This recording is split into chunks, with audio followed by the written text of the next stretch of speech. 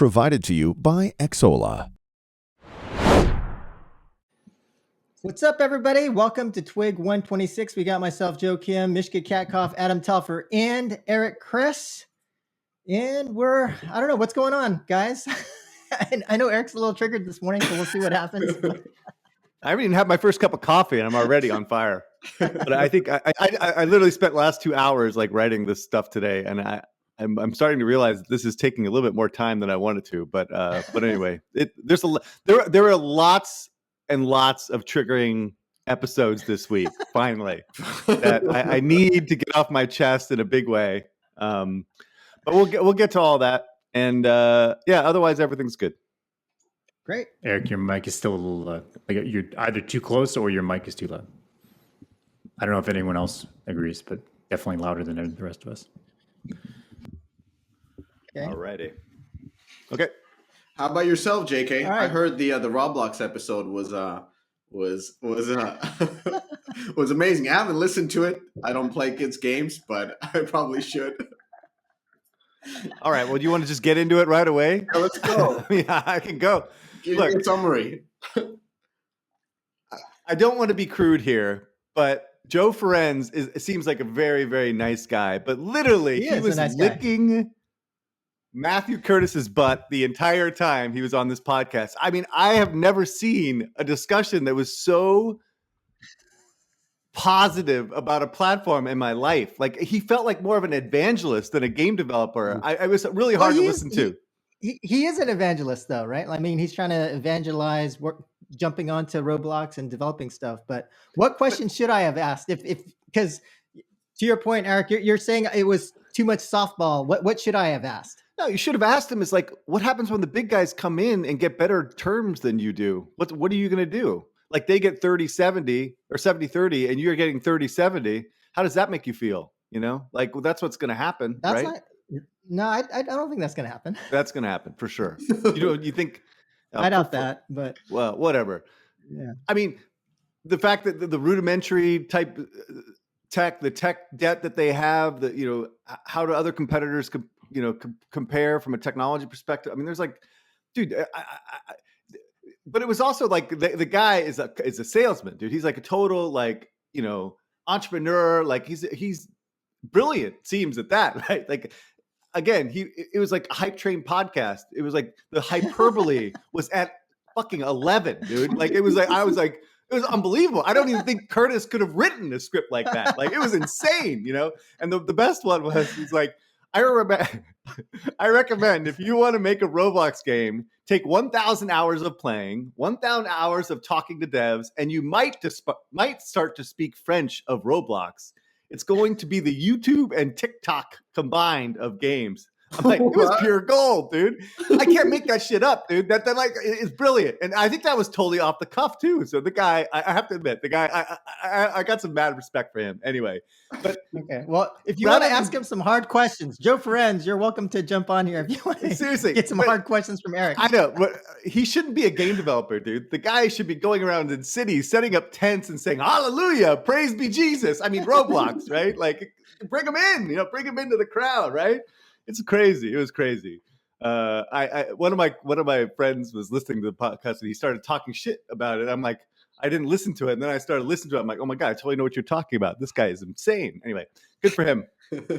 He's doing well. He's in the right spot. All right, maybe just rolling into updates. I've got two quick updates for myself. First, PUBG Mobile has generated more than $5 billion in lifetime revenue, according to Sensor Tower, with more than half of that from 2020 alone, hitting roughly 7.4 million in revenue every day of 2020. And on top of that, the game has now crossed 1 billion downloads. So definitely PUBG is just killing it. Second update for me is I just want to give one more shout out to Brett Novak and Katie Kuffel of the Creators at Work podcast. If you are a product manager working in free to play and you're not familiar with Liquid and Grid or the Creators at Work podcast, definitely highly recommend it. By the way, there's no commercial relationship with me and Brett. He's a friend, but he's just doing really high quality stuff. So I highly recommend that. What would be the episodes to check out? I think I listened to one, like it was half of the episode. it didn't catch on. Like, what would be a good one? Yeah. Well, I would say that like probably his first episode, it's with this like really genius dude. I forget his name, but yeah, the very first one. That's probably this with really you. handsome guy that he, Is that the episode with you? Like, God damn it! I knew that. Shit. That's the Joe Kim episode, isn't it? Anyway, Right? Might be. Why? but no, I mean, the cool thing about his podcast is like you kind of get a lot of inside baseball and like how things work at Zynga, and you kind of get the inside story of like, and he's very balanced in terms of like the stuff that worked really well at Zynga and some of the challenges that they've had. So I just don't think you can get that kind of content elsewhere, right? But because he's worked there and he's got the great relationships with former folks at Zynga. And, I think that if you are a PM, it really provides great insights. All right, I listened just to one with the hiring stuff, and I kind of went half. Like, it was interesting, but it was like something that works for his line of work, where he has this contractors. Listen to the ones where he talks to like former folks at Zynga. Okay. All right. Well, that's good.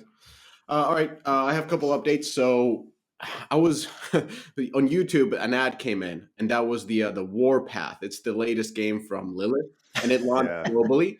And so the ad started. I'm like, get the fuck out of here! A 5-minute ad, and you can't skip for the first X seconds. And I was like, these guys are just stupid. And then I started watching the ad. I watched all 5 minutes. It was so good. Like, I understand that it's not for everybody. It was very like World War II. But my God, like that was maybe the best ad I've seen. Like before that, I thought Plarium did the best ads. This one just hit the money, and I spend in 4X. I know what 4X is about, and I fucking installed that game and I started playing just because they did such a tremendous job on the ad. And actually, the game is really good. So currently, after the soft launch, they launched originally in September 2020, only on Google Play, smart, avoiding ATT and so forth. Scaled up in November, kind of running from there. Now they globally launched. So till the point where they start globally launching, they already made $3 million in net revenue. And I truly expect this to be one of the biggest 4X games. We're going to see how, what the impact of ATT will be on these low DAU and high ARPDAU games. What's up, Eric? Well, two things. First, you can market all these games you want, right? But this is lipstick on a pig, dude. The game is the same as every other game. It seems. I did download it and tried to play it. I'm like, okay, I'm done. Right after like 10 minutes. This is not my kind of style. So anyway, great job marketing. I think this actually is a great case study potentially of any IDFA deprecation or any issues with IDFA once IDFA gets locked in this week, right? Yeah, it was already coming this week. I got the ATT prompt when I installed the game. How's that possible? Are you on a beta? It has to be. I thought it was 14.5. No, anyway, I got. The point is, I'm getting ATT prompt on everything. Like, can we track you across multiple? Maybe it's like a Finland thing. Yeah, some people have. Oh, that's crazy. Some people have. Maybe they're pushing it out early. Yeah. Before anyway, but whatever. So this will be a good case study and to see if they can scale the game exactly as fast as there's others after pre and post IDFA. So but the soft launch looked good. 6 million installs, 14 million in net revenue on Google Play alone. Really fast soft launch. Like you can see, they really pushed the pedal to the metal, probably with the whole IDFA deprecation coming in, trying to launch this quickly. And I do have to say, like you say, it's all the same as every 4X game. No, it was highly accessible from the get go. The push on the story side, it was very much the sort of like a RTS mechanics put in, kind of faking you into enjoying this sort of a story-based RTS, no PvP, and I'm sure it will go crazy in a couple of months as I'm playing this game. I have another game. It's the same game. No, let's be real. Shout out to Lilith. Anyway. No, they're not all the same, dude. There's a lot of stuff in terms of like events. Very good at this. That are different as well. But anyway. But watch the ad. Watch the goddamn ad. Lilith Warpath. Type that in YouTube. Watch it, and then make your choice. Anyway, second game that launched globally was Crash. The ad has nothing to do with the game. I know that's what. Like, why do I need to watch that? Just play the game. No, it's a great 4X game. It shows where that genre is moving. Play it. I'm not throwing salt. I'm saying it's a great 4X game, but it's still a freaking 4X game, no matter how fancy they get with the graphics. I mean, with the marketing materials, right? I mean, Yeah. Well- I mean, it's the same as putting Schwarzenegger out there, with Machine Zone games. Like, fuck does Schwarzenegger have anything to do with anything, Oh, All all right. Crash Bandicoot from King launched globally. This is interesting to follow because King has previously not had any success in launching anything else really but Candy Crush or Saga games. So the last game they actually launched from King was in late 2018, and that was Candy Crush Friends. Since then, they have published in what I was looking at. They have published only one game, and that was in early 2020. That was Knighthood by Midoki, but that was I think that was some kind of a publishing deal, like the same thing that they did with Legends of Soulguard. The game is off to a very interesting start. So I was looking at the data. They have over 27 million installs, and just as with any runner, they have only about like 400,000 in-app purchase revenues. So this is clearly a very much ad revenue driven game, just like what's the Subway Surfer and all those type of game. I don't know, CPM post ATT, that's gonna put a dent on their business case for sure, at least to some extent. But I don't know. I kind of understand why they would make this type of game, because King is very good at publishing games with broad appeal, and they seemingly have a lot of challenges in publishing anything else that have a more niche audience. But it's still sort of a question mark, like, what would they do a runner? Because these games clearly don't monetize so well. And we've seen King focus on these key franchises that drive significant revenue. So I don't know. I don't know what you guys' opinion on this is. It was very puzzling to see them do a runner out of all the games. Well, I personally like runners just because they're high reach, get a ton of organic installs, and very low cost to operate and maintain. But yeah, in terms of upside, I'd say limited upside.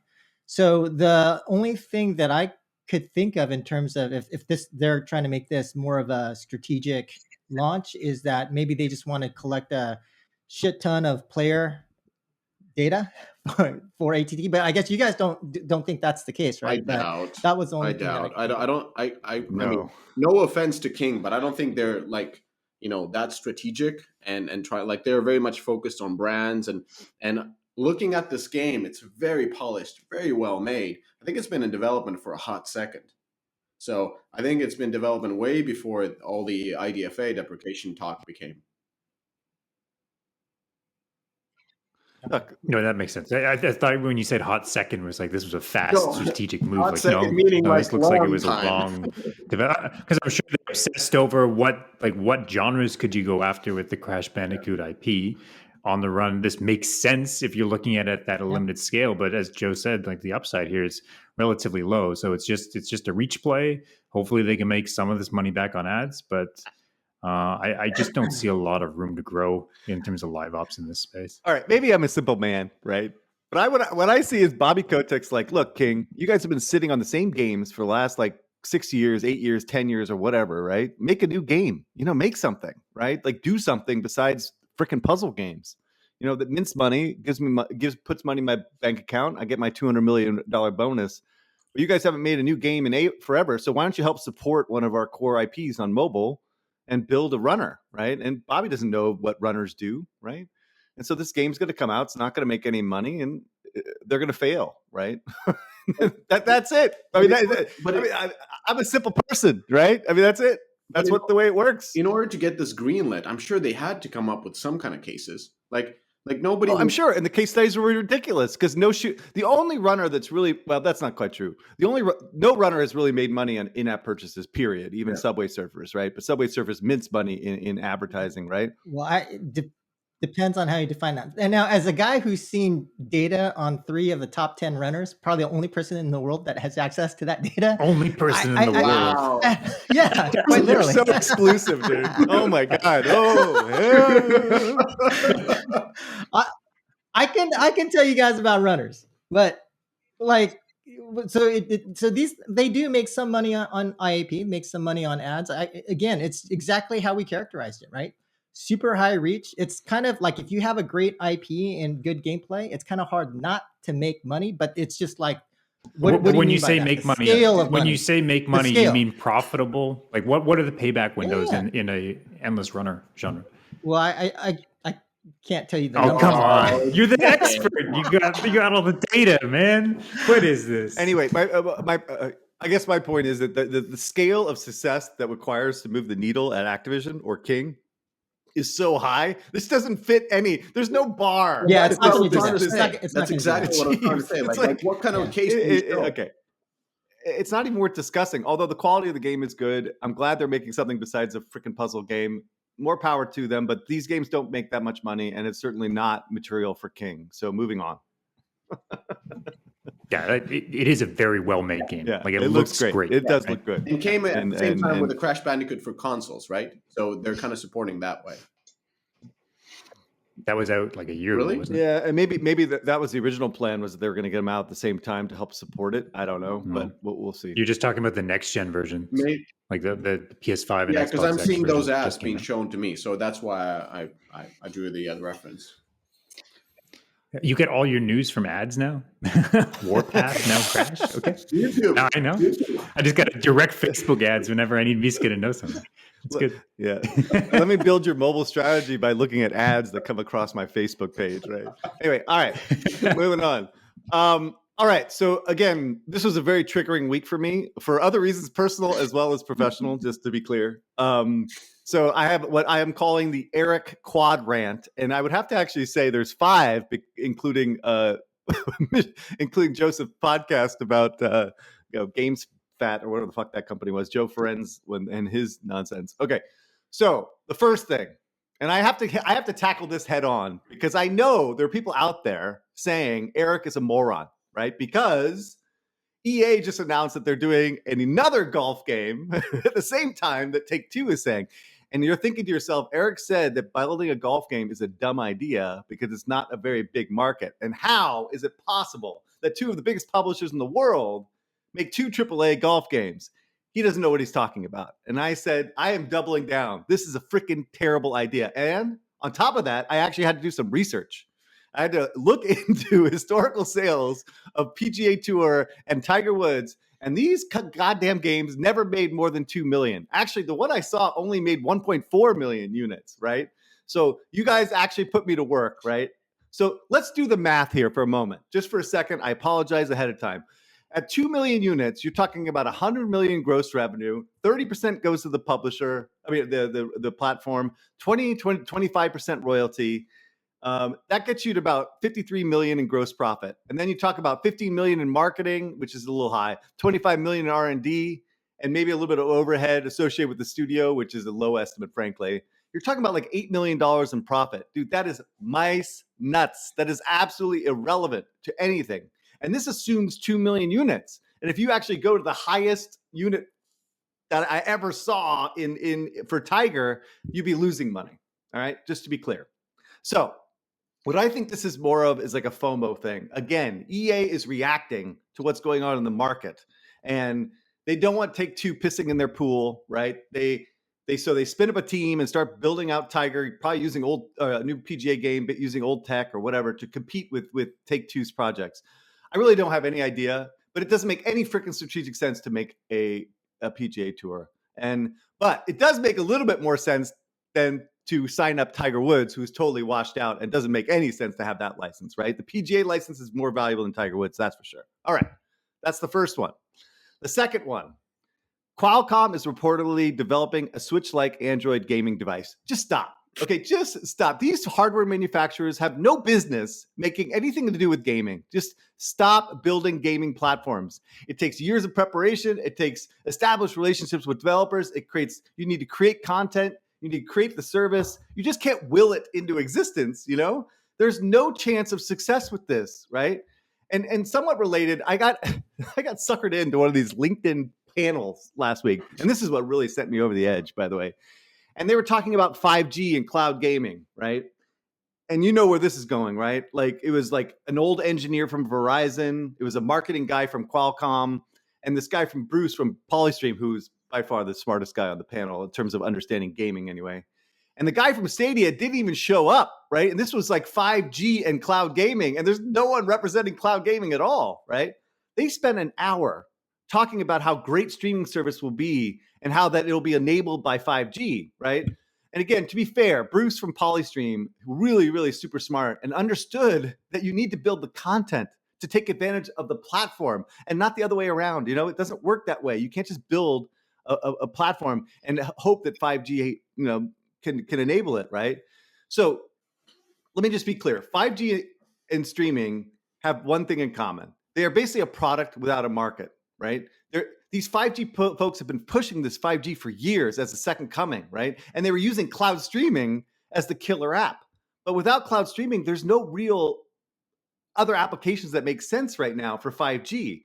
You don't need this kind of bandwidth or performance right currently. Now, that's not to say that the applications won't come out later. Autonomous driving, other shit will come that will take advantage of 5G. I don't have any doubt in that. But it's fucking not cloud streaming. Dude, cloud streaming is not going to work because no one wants cloud streaming at all, right? So again, these guys are all part of the hype train, and their whole goal is to sell chips and sell services from Verizon and Qualcomm, right? It's their job. I get it. I'm not an idiot, right? But to create whole seminars right now, after all these companies have basically died about cloud streaming, it just doesn't make any sense. It's not a good use of anybody's time, in my opinion, right? And for the record, 5G kind of sucks balls. I mean, I don't know about anybody else's experience. I'd love to hear it, but I've looked at the data. It looks terrible, right? It doesn't perform well. The bandwidth is not any better than 4G. And from personal experience owning a 5G phone, it just seems like completely useless technology right now. And again, not to say that 5 to 10 years from now, there are going to be amazing applications for it. I'm not saying that. I'm just saying cloud streaming is not it. They have nothing else to talk about, so they're still fucking doing seminars about cloud streaming, all right? All right, now the next one. Oh, my Lord. Newzoo is at it again, dude. Oh, my Lord. These guys are back, and they are back in a big way. Continually to talk nonsense about cloud gaming. The headline was that $3.2 billion being driven by cloud gaming by 2023. And that was their base case scenario, right? They had like a $5 billion thing in 2 years, $5 billion. They are out of their freaking minds, okay? Out of their minds, right? Now, I understand they're trying to sell reports here, right? And they're making they're trying to sell reports by the headlines, and I get that, right? They need to do this, right? But their next claim is that cloud gaming is on track to be as transformative as mobile gaming. What are they talking about? What are they talking about? No one is building experiences for cloud gaming right now. Maybe 10 years from now, right? I mean, Roblox is a cloud gaming infrastructure, but they have their own platform, right? Anyway, so what I've been saying, and I've been saying this since the beginning, is cloud gaming was over before it began. It was a product without a market. But Stadia is done. EA is no longer pursuing. PlayStation Now is absolutely horrendous. Hatch is dead. Xbox Game Pass is just a feature, right? It has nothing to do with the service. It's just a feature of the service. The Shadow Company went bankrupt. The industry is littered with corpses, and these guys are pumping this thing up again, And the one thing, Newzoo didn't even have the decency to remove the Shadow logo from their cloud gaming solution slide. I mean, at least they could have done, show them some respect, for the dead, right? So I don't understand where the integrity is here with Newzoo, But again, these stories are related in a lot of ways because they're basically building the reports for the big companies playing in these spaces, right? And what are they supposed to do? What are they going to throw out a report that says cloud gaming is dead and it's not going to grow at all for the next 3 years? I mean, how many would that actually sell, right? So I get it. I get the business side of it, but I just these reports, these panels, these headlines just make no sense in the world in which we're living right now. So I just want to be a public service announcement again.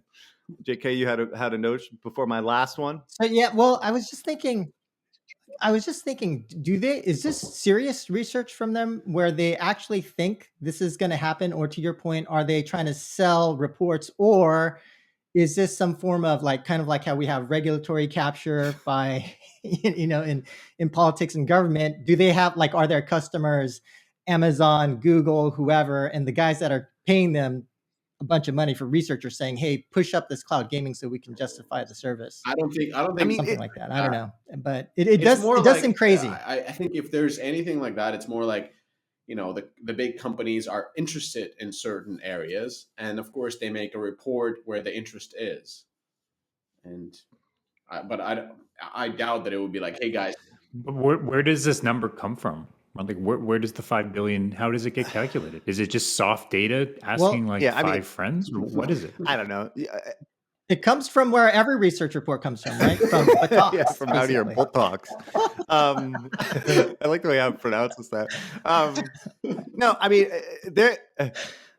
what crazy is like people build business cases around these forecasts because there's not many people that actually go out there and try to estimate it, right? But it doesn't seem very bottoms up. I don't even know how they're getting to the current number, much less the number in 2 years, And so, I mean, you have to buy the report, dude. Maybe that's the whole thing, right? How in the hell can they fucking do this? I'm going to buy this report because I have no idea, right? I don't know, dude. Anyway. Eric, can you just start making a report that's just the anti-report? here's how all those reports fared in the last year. Here's Newzoo's, here's all of these reports, how they actually did at predicting, and now here's their new one. Here's Eric's hot take. No, I would pay for that report. That'd be a great report. NFG report. I did not spend a small amount of time looking back to see what their prior forecast was for cloud streaming going forward, but I couldn't find it. I don't know why. Maybe they weren't involved in the cloud streaming, like insanity a few years ago. But anyway, in Newzoo's defense, sorry, even though I hate the way they do forecasting, whether it be VR, AR, whatever, right? Putting Pokemon Go and AR, that kind of thing. I get that. I mean, that's ridiculous, but whatever. They do have some good reports about the industry from a regional perspective, right? Country perspective, like how many gamers on PC, that stuff is pretty good. I mean, it is useful, right? Very useful. I just think that they get a little bit carried away with these, syndicated reports, or not syndicated, sorry, these one-off reports on forecasts. Anyway, all right, moving on, because I could talk about this all day. Yeah. Eric, though, one point though, like in terms of the Qualcomm thing, I think that may not be so triggering if you think that they did that just as a reference design, right? So that they're not trying to actually do it. Yes, but they're trying to get someone NVIDIA else. does the same thing, right? Where they build like insane devices that are kind of a proof of concept, so that people buy their chips and build the same type of devices. Right. But it's the way it's talked about after the fact. Oh wow, this is a great idea. Android gaming, with like handheld, controls and all this stuff. I'm like, no, it's not. No one plays like that, right? Like, that's not a game. That's not a device that's going to work. The only reason that Switch works is because it's Nintendo, right? You can't just build a Switch and then hope people will come with content that's going to make it work, right? I get it. Yeah. Proof of concept. These guys are selling chips and tech and all this other stuff. They got to do what they got to do, right? One of my buddies works for Samsung and kind of does the same idea. Anyway, but I just don't like these headlines. I just don't like the PR around it, and people got to call bullshit on that. All right, the next one. And I am still a little bit baffled by this. And I actually know Nexon pretty well. I know a lot of people that work there, but Nexon invests $874 million in Hasbro, Bandai Namco, Konami, and Sega Sammy. Now, for a little bit of background on Nexon, they are a freaking juggernaut, right? They have basically two games that make a gajillion dollars, right? They have Dungeon Fighter and Maple Story. And Dungeon Fighter, just to put it in perspective, I think makes over $2 billion in the world, and mostly in China, right? So these guys like mint money, right? And they've been sitting on a pile of cash for like EA for a decade, all right? They have like a 4.8 billion, and they've been trying to scale their business outside of these two freaking games for a decade, right? And they've spent hundreds and hundreds of millions of dollars trying to build this thing up, and the only real success they had was the acquisition of the Domination team, who a friend of mine worked at for a while. And they had this huge operation in Emeryville. They're making investments and doing publishing deals, et cetera, et cetera, et cetera. But they just never really scaled beyond these juggernauts. So it's, I guess, similar to King in a way, but it's kind of a bad analogy. But anyway, the point is, the board, rather than going for share buybacks or strategic acquisitions or all these other strategies that they could try to do or continue to try to build up another thing, the board authorized them $1.5 billion to invest in entertainment companies. And so it's like, this is Mahoney's quote. And I know Owen, like from EA days, but He says, these investments represent a good use of our cash in a low interest environment, and we are extremely pleased with the initial results. While leveraging partnerships was not a consideration in our investment decision, we are pleased with the dialogue that has ensued with these companies. So let me get this straight. Is Nexon now like a hedge fund? Like they're making investments, like long only, like long short, right? Are they going to build like an infrastructure of product portfolio managers to manage their balance sheets now? I mean, it's crazy, right? You don't use the balance sheet of companies to invest in publicly traded companies. Like that's bizarre in my view. Strategic investments, yes, but these had nothing to do with strategy. This was all about just making an investment in these companies. And I guess it could come. I guess Owen kind of ran out of ideas, right? They're sitting on all this cash. They got to put it somewhere. So let's invest in some of these IP companies. And by the way, as an analyst, I don't know if I'd recommend these companies, right? I mean, Hasbro, Bandai Namco is doing okay, but Konami and Sega, I mean, they are struggling, right? I think. Anyway, I don't know, but I also definitely wouldn't start investing in these guys at the top of the market, right? This is like not the right time to start making these type of strategic investment. But now that he's a hedge fund, maybe he should give me a call and I can help consult, right? Self-promote like everyone else on this podcast. Eric, I think the trick is, or not the trick, but the insight is when Owen says, low interest environment, right? Because effectively risk-free rate is 0. I mean, what if they're sitting on cash, and if they don't do stock buybacks, then what else are they going to do with all of that cash when buying bonds? Return on that is negative. You should be growing your business. You shouldn't be investing in others. The assumption is that you're going to move capital. Well, but in terms of those companies, I will say that they all have IP. No, I get it, right? but so you're basically saying that our use of capital is better at other companies than it would be in our own. That's kind of what you're telling Wall Street. Well, they will manage our cash better than we can manage our saying, business. That's what you're saying when you do that. Or if you're saying that those investments potentially could help them with relationships, getting access to IP. Again, that was not the purpose of these investments. These were completely, they were buying on the public market. Okay. Shoot, he went down to fucking Schwab and started investing in these names, right? There wasn't even a arm's length transaction with the companies. Okay. Like, you know what I mean? I mean, this is like, again, it was like a hedge fund. Oh, I see what you're saying. It was a hedge fund going on the market and just buying shares from the open market, right? I mean, clearly, but maybe he was using. Oh, whatever. Anyway, it's just a really, really. I mean, it was just a vexing type thing. I mean, people don't do this, right? For the reason I just said. And this is to be clear, is that you're basically telling Wall Street that our money is better used at another company to manage than it is to invest in our own company, right? That's what you're basically saying, right? And I agree with you. If it was actually tied to IP, then there's certain value there. You're initiating dialogue, is what he said. No, it had nothing to do with that, dude. Okay. He was using Robinhood, just buying shares on the open market, right? Pumping up the stock, right? And now he's making markets, right? He's gonna. Anyway, we'll see what happens, and maybe I'm wrong. Right. Maybe this creates an amazing opportunity for them to leverage the IP of all these great companies, but all these old school companies. But anyway, that's all I got for this time. I think I'm going to shut up now and get more coffee, like I need it. So that was the update. That was just like a little teaser for the podcast. By the way, we're not even in the podcast yet. Oh, right. Sorry, that was my news story. Yeah. Was that enough? Can we just do this every podcast, or just the Eric rant section at the top? I don't think I have where enough we just energy. giggle in the background. It takes too long, and I don't have enough energy. Now I'm going to go to sleep. Right? I'm 50, dude. All right. Okay, let's start the podcast now. Article number 1: Rocket League is coming to mobile.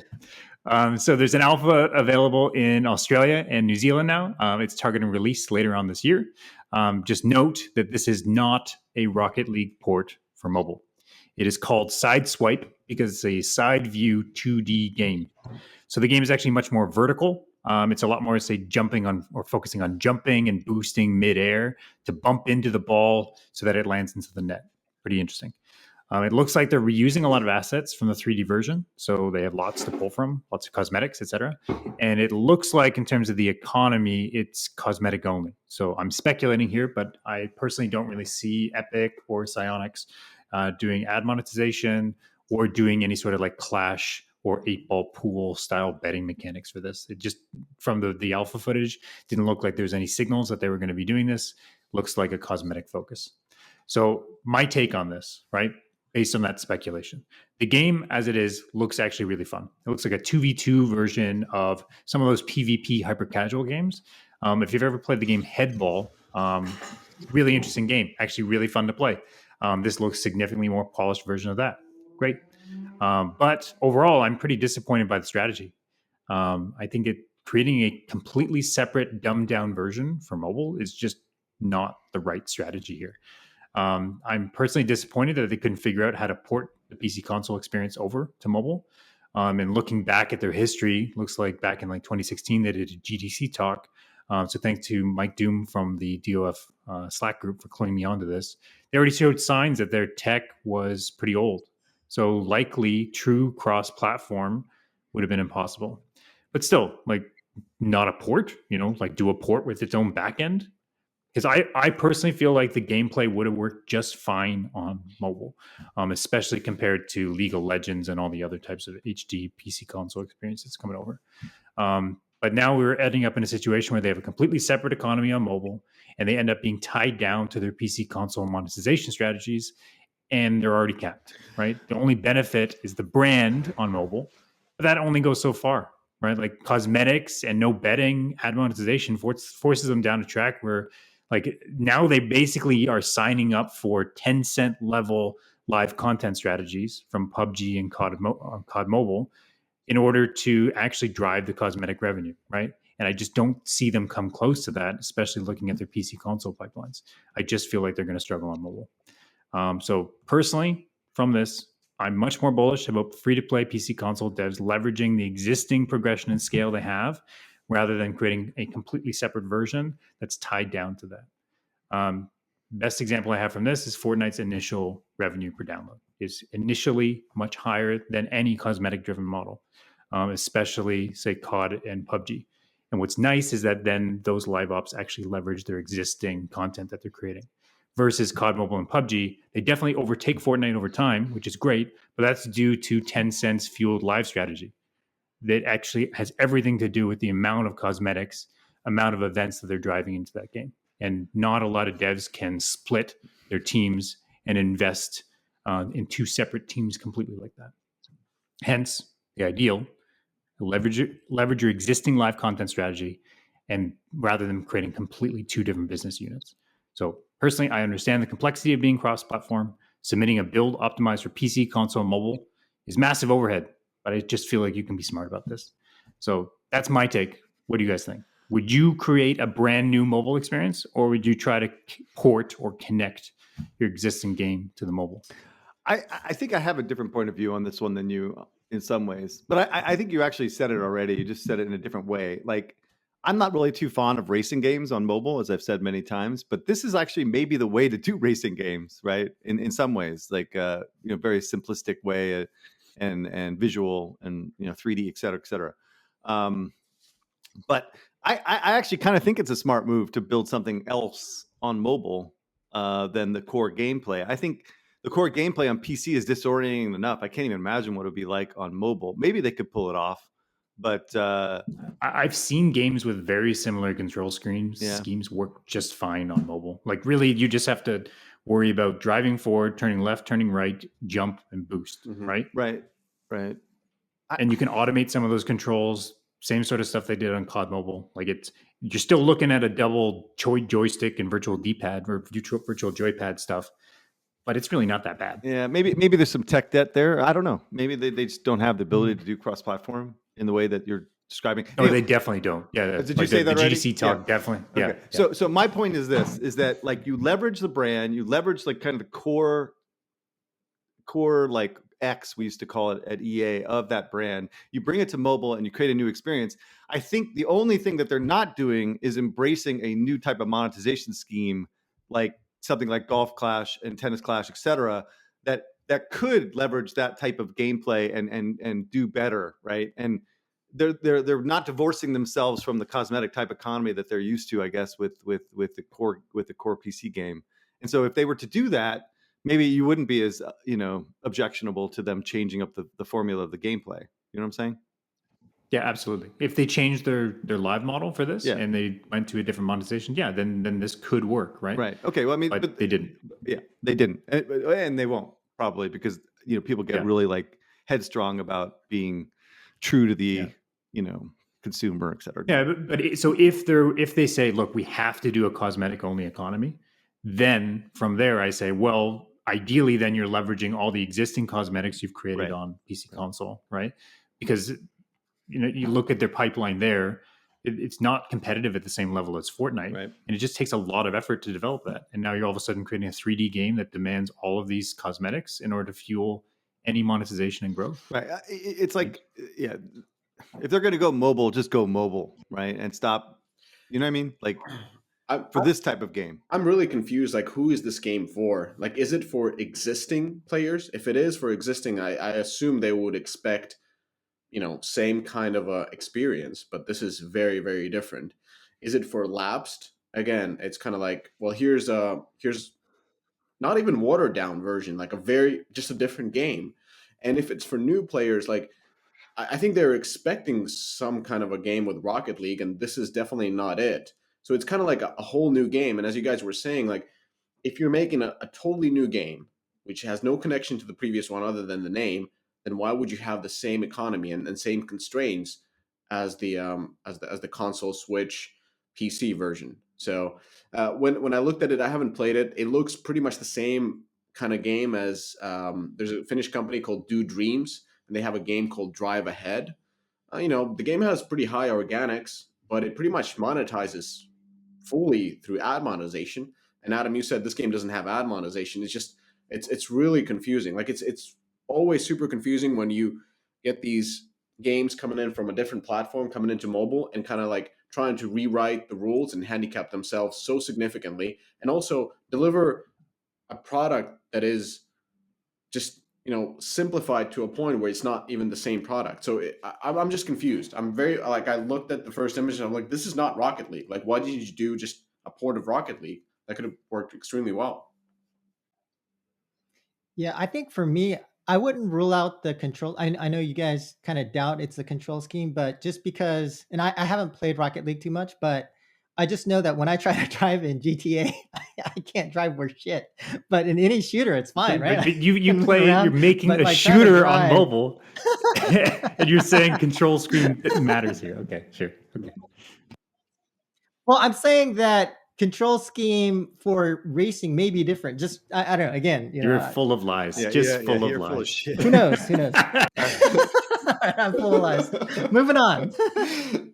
All right, moving on to the next one. League of Legends Wild Rift open beta is out now in the Americas on iOS and Android alongside version 2.2. Really, really bad headline, by the way. Anyway, so lead in for this. Wild Rift launched its first official closed beta in September, which rolled out to players in Philippines, Indonesia, Singapore, Malaysia, and Thailand, so Southeast Asia. The game has been slowly rolling out to other regions around the world, including US, which went live on March 29th, which would be, is it today? That was yesterday. Oh yeah, yesterday. Wild Rift is coming to consoles, says this article, though that's far off in the future. Interesting. Touch controls and slightly shorter 15 to 20 minute rounds that suits phone gaming better than the standard league matches. Cool. Over 30 champions at launch, and more are being added, with, I believe the cadence was set 2 champions a month. And so that was the summary of the article. Let's go to my take. When I look at the genre, it would be hard to say why you should be doing a MOBA. It's really, really difficult to make. It's very hard to operate and extremely tough to monetize. The content cadence with the champions and the lore takes out everything. And monetization, it's always not skewed. It has to be fair because these games are competitive. So there's no power progression. Essentially, you're monetizing through the characters and the character skins. The sessions are very, very long, and the accessibility, the entry barrier is extremely high. I always remember when I played for the first time. I think I played MOBA for the first time when I was given the demo version of Vainglory back in the days. I was like, what is going on? Like all the item builds. Like if you don't know what's like, if you've played Diablo, if you played those games before, and then you realize like it has nothing, like the core game has nothing to do. It's all about the items you build, and the guys are telling you that you should have like another screen open where all the different item build strategies are on for you to take, and you have to decide upon them during the gameplay. Like it's an incredibly tough genre to enter. Now, the second issue is that MOBAs have not really resonated in the Western markets. Like Vainglory didn't do too well. Fates Forever, I mean, that became Discord, so I think they're all good. Arena of Valor, that's the Western version of Honor of Kings that is just minting money in the Asia, but just couldn't stand up on its own feet in the West. Mobile Legends Bang Bang sold for $4 billion. Again, that game is mainly big in Southeast Asia. Only 14% of all revenues are coming from the US. And when you look at the top 10 grossing countries for Mobile Legends, 7 out of them are Asian countries. The latest victim of this MOBA catastrophe on mobile has been Marvel Super War. I don't know if you guys played it, but it launched globally around a year ago. It had 50 million installs. It was well made. 50 million installs, all the Marvel characters, and it made fraction of a dollar per install. So way less than 50 million. And of course, these are catastrophic numbers. You pay for the RP, you pay to develop this very high quality game. It probably takes a long time to develop with all the due process with adding all these characters. And you end up in a point where you just can't seem to connect with new audience despite having this powerful IP with the characters that everybody knows. But there's a counter to that. League of Legends and Dota 2 are highly popular on PC and with the Western audience. And after a decade, we finally have League of Legends on mobile. So looking at Wild Rift, even though the article says that it's kind of now entering this open beta, I don't even know what that means. It's launching globally. It has been for soft launch for a hot second, meaning a long time, Adam. It has already gathered 30 million installs before going global. It has 30 million in gross revenue. And yeah, it's like when I look at so let's take a step back. When I look at the League of Legends franchise on mobile, the TFT and Runeterra got only 30 million installs during the lifetime. And I started looking at the analysis of this game through 3 different countries. Naturally, I picked first Finland because this country is perfect representation of a Western European country with high-end devices and people who love to play mobile games. They ran a lot of ad campaigns. I saw them on YouTube constantly. That's my main news source. And during this time, like after the game soft launch in this country, they got 30,000 installs and about 20K in revenue. So 0.75 revenue per install. The US has been a true outlier for this game. They have only 450,000 installs and 2 million in revenue, but that's probably because they haven't yet scaled. So I expect the revenue per install to go down significantly. The country that I was really looking at is what I'm trying to make a case is that MOBAs don't really do well in the West, but they do extremely well in Asia. So I was looking at Hong Kong, and in Hong Kong, it actually looks pretty good. They have 30K installs, 100K in revenue, but when you look at the revenue per download, it's going up steadily with every update, and it's already reached $10. So that's promising that this game has some kind of a future in Asia. But then I have to go back and ask a couple of questions, like who is this game for? Is it for lapsed League of Legends players? Is it for current League of Legends players? Is it for new League of Legends players? Is it for players who are new to MOBA altogether? Because I feel like Riot is really, really late to the party. Like it's not even funny how late they are to this MOBAs on mobile devices party.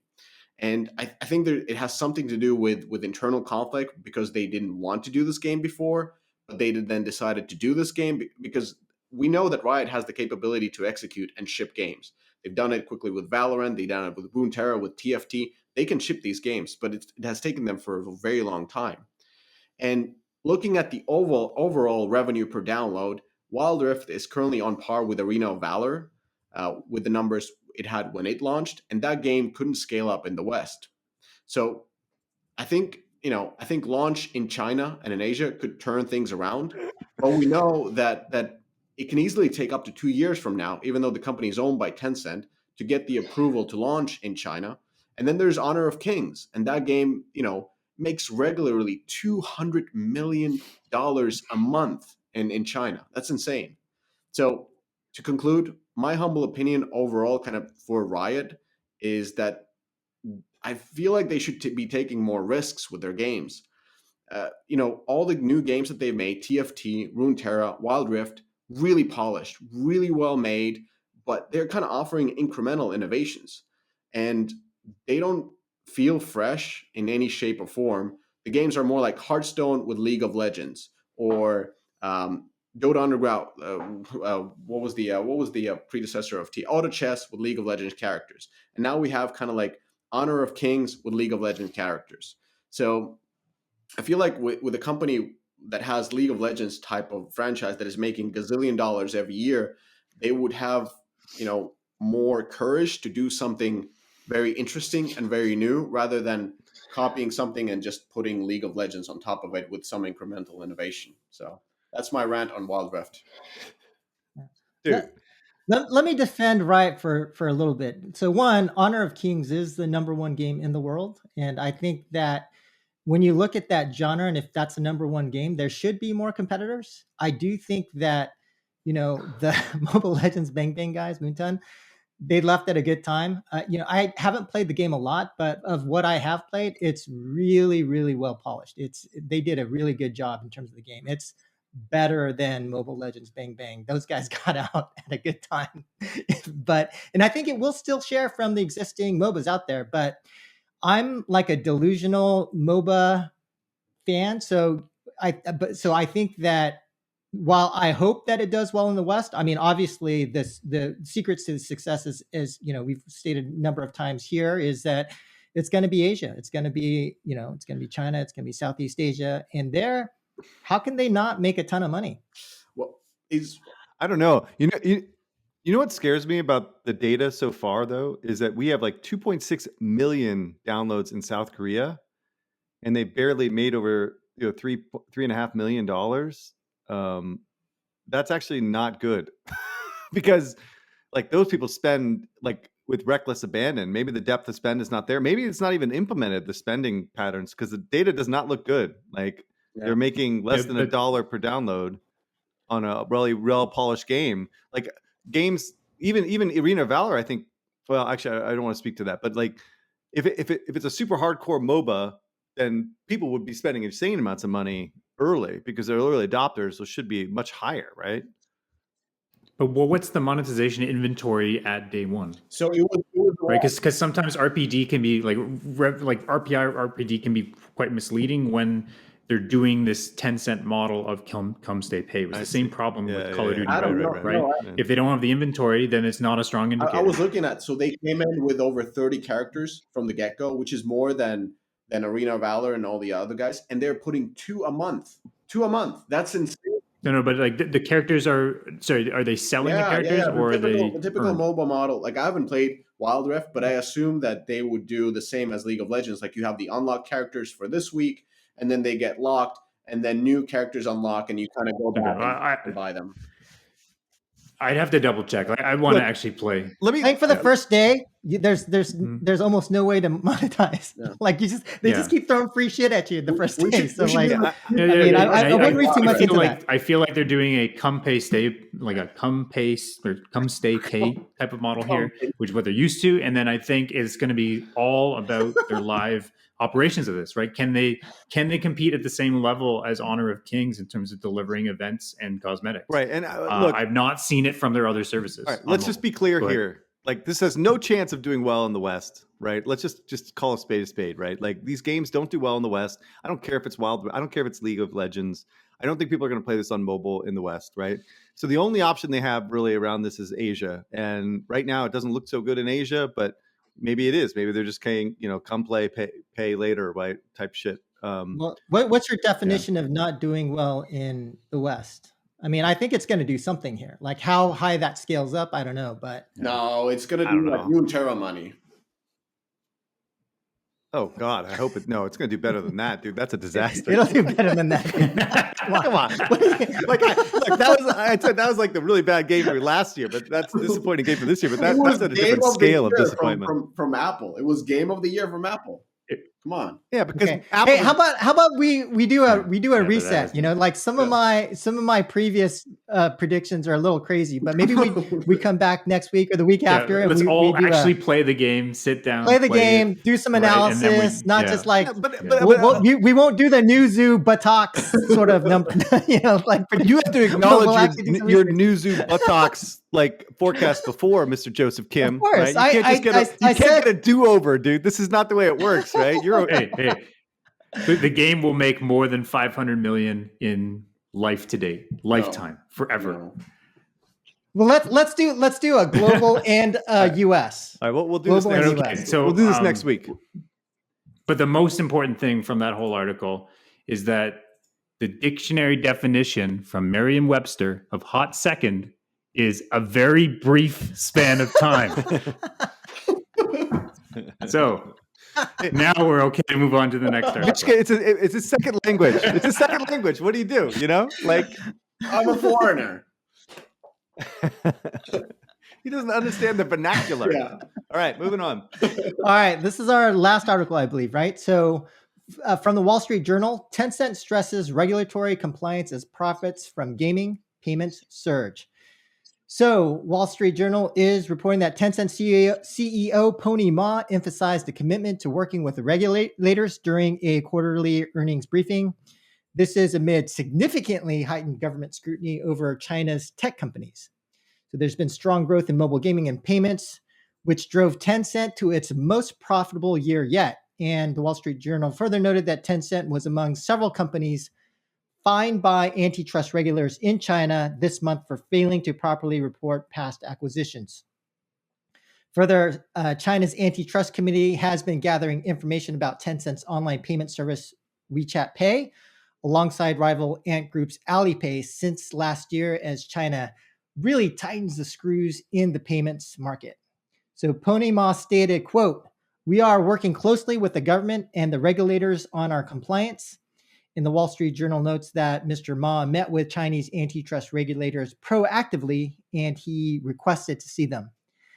So Tencent, like many other gaming companies, benefited from the coronavirus pandemic, and revenue at the world's biggest video game company reached $73.88 billion in 2020, which was a 28% increase from the previous year. Net profit in the quarter ending this past December also nearly tripled. Honor of Kings, which we just mentioned, was the top grossing mobile game globally for the second year in a row, and its revenue grew 29% year over year in the fourth quarter. So my take on this is, as an investor in Alibaba, and I'm actually a pretty concentrated investor, I gotta say all this Chinese government scrutiny really sucks. Yeah, my Tencent shares are getting freaking annihilated, dude. So, and literally like every stock has gone up in the past year, except for like Alibaba. So I'm kind of pissed about that. But I think it's going to be important to understand the implications of the Chinese government. And we've kind of seen what they've done with Alibaba. And, they literally canceled the Ant IPO, and they vanished Alibaba's CEO, Jack Ma. He just kind of disappeared. So clearly Tencent is worried about making sure that the Chinese regulators are happy. And we found out with Alibaba and Ant that if you're looking at a battle between tech companies and the Chinese government, the government wins. So definitely advise watching out what happens, but definitely think that, what we're seeing with Tencent may have implications on the gaming industry. And if the Chinese government is worried about additional acquisitions and things of that nature, we could start to see that slow down. Any thoughts from you guys? I'm gonna stay away from this one. This one's it's like a black box. You have no idea what's gonna happen in Asia, with these guys. So, I mean, I've been an investor in Tencent a long time. I think they just dominate that market, and they're not Yeah. they're not held to the same account as the rest of the world. So, I just it's hard to say, but we shall see. All right. Well, I think that does it. So we play Wild Rift for the next week. Yeah. And Warpath. Yeah. Let's do it. Yeah. All right. Yep. I've been No. Just I'm not I only playing have time Warpath. for one game. I got a baby. I'm not right? playing Warpath. One game. I got two. You don't have to play Warpath. You already know what Warpath is. Like, you don't need to play that game. Dude, it's so good. Lilith is so good. I'm not saying they're not good. I'm just saying they make the same No, game. Lilith is great. I think No, Lilith is amazing, but personally, I've got only enough time for really one game. And to be honest, Monster Hunter Rise just came out last Friday. That's my jam. Oh, That's my thing. nerd alert. Dude, Oh, come on. Right there, World of Warcraft. Outsiders. Dude, you got to play Outsiders. That's more relevant to your business. Outriders. Outriders, sorry. Yes. Outriders, dude. I can't wait, dude. That's coming out. I mean, you're not going to see me for days. That's coming out. Oh, 2 days, Thursday. You're not going to see me for weeks, man. I'm going to be just fucking grinding. Love that game. Well, I'm grinding Monster Hunter, so there you go. all right. All right. There it is. See y'all later. Bye. Later.